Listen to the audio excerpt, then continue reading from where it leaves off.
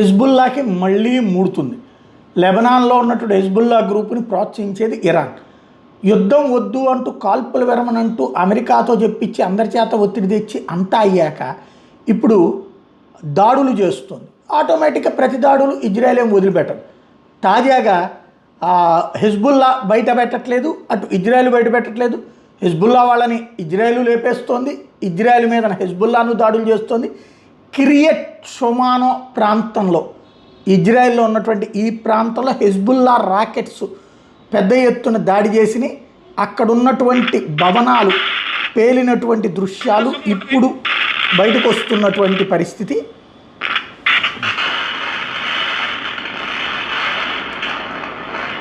CCTV ఫుటేజుల్లో బయటపడినటువంటి